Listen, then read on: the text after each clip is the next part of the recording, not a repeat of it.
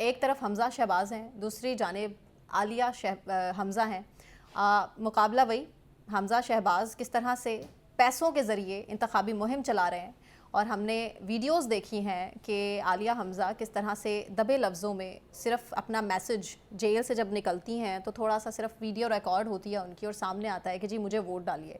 तो इस तरह का मुकाबले से पहले आप किस चीज़ की निशानदेही करते हैं?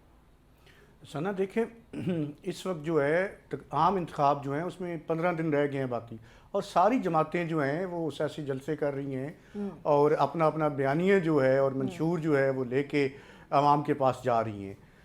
पीपल्स पार्टी भी कर रही है, मुस्लिम लीग नून भी कर रही है और बाकी जमातें भी कर रही हैं। लेकिन बदकिस्मती से हमने सियासत को, इस रियासत ने कभी स्पेस नहीं दी, ना उसको कभी मुस्तहकम होने दिया है, ना सियासतदानों को और ना सियासी जमातों को कभी भी मुस्तहकम होने दिया है, और ना कभी इस हद तक उनको ताकतवर और समझा गया। बल्कि मैं कहता हूँ कि मैं समझता हूँ कि उनकी एक्नॉलेजमेंट ही नहीं की गई कि ये जो है एक अगर जब तक इस मुल्क में रियासत और जमहूरियत जो है उसका फैसला जमहूर नहीं करेगी तो तब तक इस मुल्क में बेहतरी नहीं आ सकती। और आपने देखा है कि किस तरह जो है, मेरे ज़राए के मुताबिक जो जितने भी पोटेंशियल कैंडिडेट हैं जिनको पीटीआई ने टिकट्स जारी किए हैं या अपने वेबसाइट पे उनको टिकट्स जो हैं वो जारी किए हैं, तो उनसे पहले ही जो है इस्तीफे लिए जा रहे हैं। उनको बुला के अपने अपने दफातर में उनसे इस्तीफे लिए जा रहे हैं और उनसे बयान जो है वीडियो उनके रिकॉर्ड किए जा रहे हैं, ताकि अगर कल को ये जीत जाएं तो ये फिर जो है इनको जिस तरह हम चाहें वो वैसे कर सकें।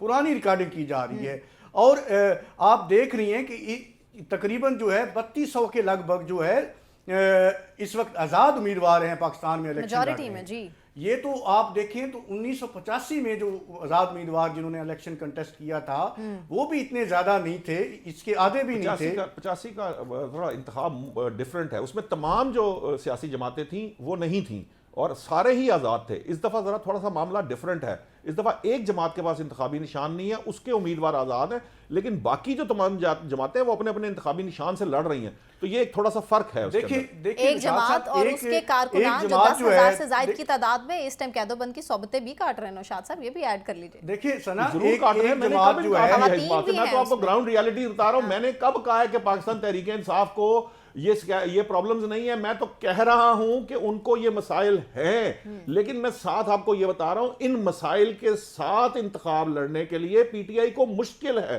सो पीटीआई जिन मुश्किलात के साथ इंतखाबात लड़ रही है उसके अंदर हो सकता है कि वो उस तादाद में ना जीत सके जितने अगर उनके पास इंतखाबी निशान होता, अगर वो आजाद इलेक्शन लड़ सकते तो शायद इससे ज्यादा सीटें लेते।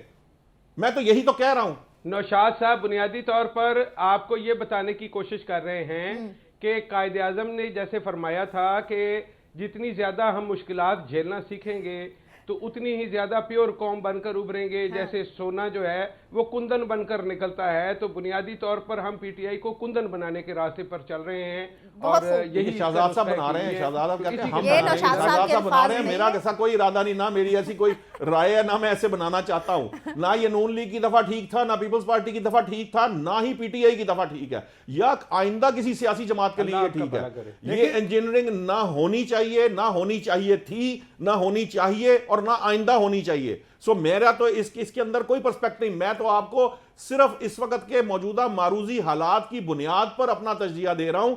मैंने नहीं पैदा किए, ना मैंने किसी को कहा है, ना मेरे कहने पर किसी ने किया है। ये तो जो सामने हालात है मैं उन पे तजजिया करता हूं, ना मैं स्पेकुलेशन पे तजजिया करता हूं, ना मैं किसी और बात पे तजजिया करता हूं। कि आपके कहने पर हो ताकि कोई हमारी भी सुनने वाला हो सिस्टम में। शहजाद साहब इस गलतफहमी और खुशफहमी का मैं शिकार नहीं होऊंगा, आप जरूर रहिए, मैं नहीं रहूंगा। ये मुझे पता है बहुत अच्छे तरीके से। मुझे पता है कि यहाँ पे टीवी की बहसों से और सोशल मीडिया की बहसों के क्या नतीजे निकल सकते हैं, मुझे उसका अंदाजा है। ग्राउंड रियलिटीज बिल्कुल मुख्तलिफ होती हैं। देखिए अगर इस हद तक बिल्कुल ठीक है कि जो चेयरमैन पीटीआई हैं उनको ये इस बात का एतराफ़ करना होगा कि 2018 में जो कुछ हुआ उसमें मैं शामिल था। अगर जब तक वो इसका इतराफ़ नहीं करते तो फिर जो उनका बयानिया है इस तरह नहीं बिकेगा जिस तरह वो बेच रहे हैं।